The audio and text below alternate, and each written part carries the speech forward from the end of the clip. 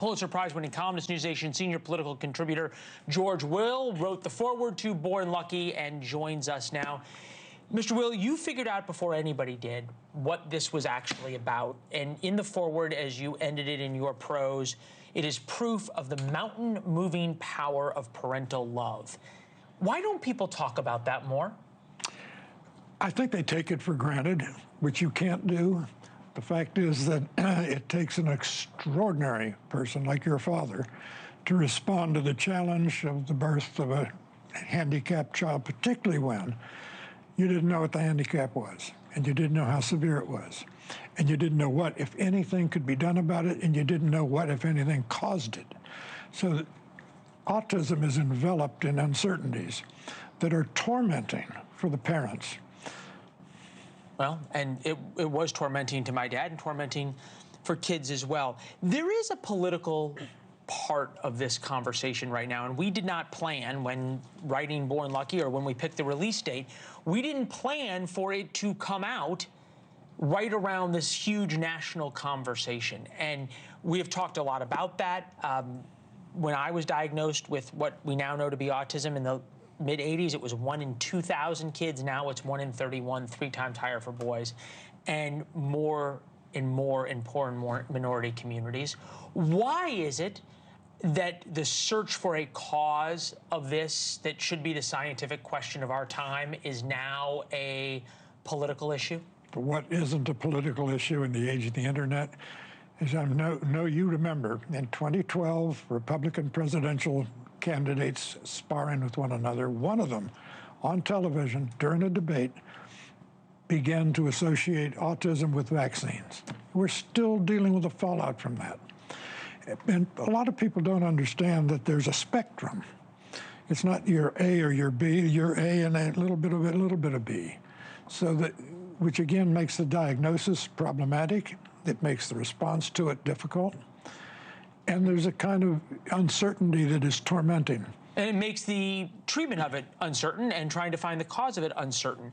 We had Jay Bhattacharya on, head of the NIH, who I think is one of the premier epidemiologists of our time. And he made the point that maybe because of that 2012 presidential debate, but because of other issues, that actually the search for an answer has been one that was not prohibited, but certainly very, very difficult because there became sacred cows. And long before COVID, the politics of autism and the cause of autism became the overwhelming force. Here he is on the show. It's so hard to get an honest conversation because I'm pretty sure that it's probably not going to be vaccines as the cause, but by saying that, I'm acting as if I already know for a fact. In fact, I don't know why the rise in autism has happened. I don't know. I don't have an answer to that. If you asked me to pin down one thing, I wouldn't be able to tell you. You just used a jolting phrase, the politics of autism. I mean, what is wrong with us that we politicize absolutely everything? I have a Down syndrome son. We didn't have the torment your parents had.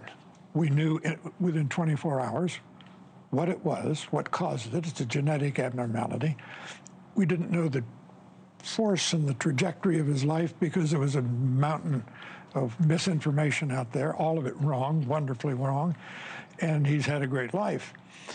But your case for your parents was much more difficult because they had to watch as the slow emergence of your symptoms and your condition.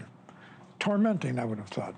I have to say, on a personal note, I've listened to you talk about John and your realization in the hospital that he had Down syndrome, or has, and how you have dealt with that, and the grace and charm you have talked about it with is something that's been one of the more inspiring things in my life. It's why I brought you the manuscript for Born Lucky. I think you said the torment to my parents is torment to millions upon millions of parents. And the experts, and I think this is true when your son, and when you realized your son had Down syndrome, that parents are not told enough that there is so much they can do to help their kids. Yes.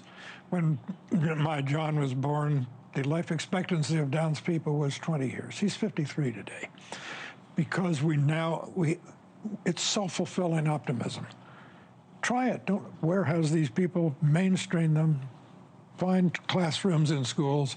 Wonderful things happen.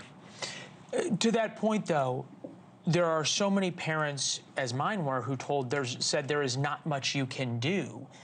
And I am hearing now from so many parents, and I've made this clear, that the book is not a prescription, it is not a cure, it is my story. At the same time, it is proof that kids can do so much more, that in every child, no matter how awful the situation is, there is potential, which is not what we are told. Well, there's self-fulfilling optimism, and worse, much worse, self-fulfilling pessimism, where people throw up their hands and are fatalistic about it, and they say, well, we were dealt a bad hand. You're not dealt a hand. Those aren't cards, that's a child. And there's so much you can do to shape it. Thank you for watching. Subscribe below and download our NewsNation app right now on your phone, and you will get fact-based, unbiased news for all Americans.